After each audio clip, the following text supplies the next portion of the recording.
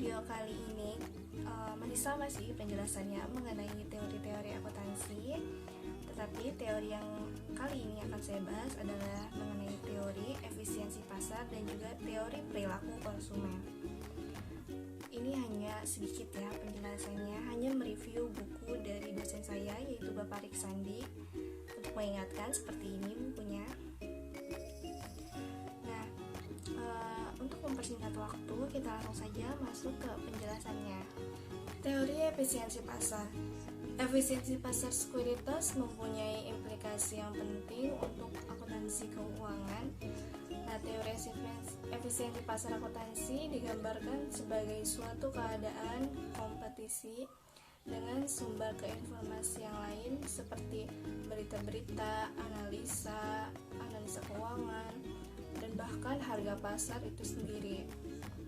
Nah, pasar dikatakan efisien apabila harga sekuritas yang ada mencerminkan secara penuh informasi yang tersedia. Aspek penting dalam menilai efisiensi pasar adalah dengan melihat seberapa cepat suatu informasi yang baru yang penting diserap oleh pasar yang tercermin dalam penyesuaian menuju harga keseimbangan yang baru. Fama, Visa, Jensen, dan Roll tahun 2008 menyajikan 3 macam bentuk utama dari efisiensi pasar berdasarkan ketiga macam bentuk informasi tersebut, yaitu informasi masa lalu, informasi sekarang yang sedang dipublikasikan, dan informasi private sebagai berikut. A. Efisiensi pasar bentuk lemah. Pasar dikatakan efisien dalam bentuk lemah jika harga-harga dari sekuritas tercermin secara penuh atau full reflect informasi masa lalu. Yang ini berarti bahwa untuk pasar yang efisien bentuk lemah, investor tidak dapat menggunakan informasi masa lalu untuk mendapatkan keuntungan yang tidak normal. Nah, yang kedua ada efisiensi pasar bentuk setengah kuat. Pasar dikatakan efisien setengah kuat jika harga-harga sekuritas secara penuh mencerminkan semua informasi yang dipublikasikan, termasuk informasi yang berada di laporan-laporan keuangan perusahaan emiten.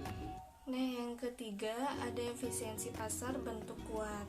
Pasar dikatakan efisien dalam bentuk kuat jika harga-harga sekuritas secara penuh mencerminkan semua informasi yang tersedia, termasuk informasi yang private.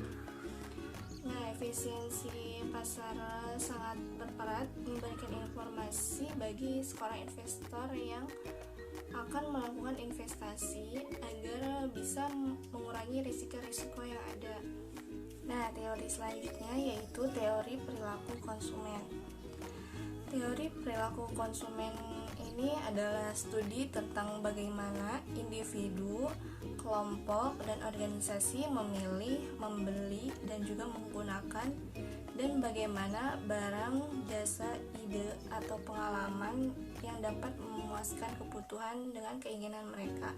Ini menurut Kotler dan Keller tahun 2009.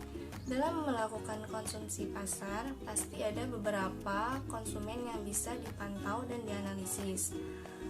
Tentu perilaku itu terjadi karena dipengaruhi oleh beberapa faktor, diantaranya yang pertama ada faktor budaya. Faktor budaya ini dibagi lagi menjadi budaya, subbudaya, dan juga kelas sosial. Yang kedua ada faktor sosial.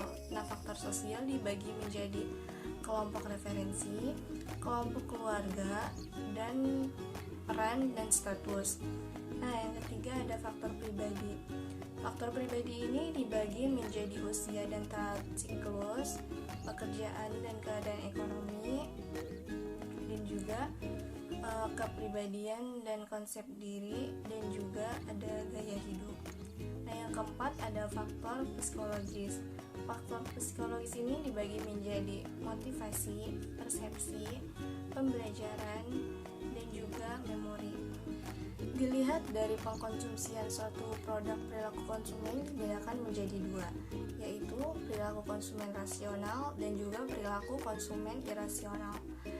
Nah, dalam teori perilaku konsumen juga terdapat dua pendekatan perilaku konsumen yang dapat mempengaruhi variabel kepuasan dalam teori perilaku konsumen, yaitu pendekatan marginal utility dan juga pendekatan interference curve.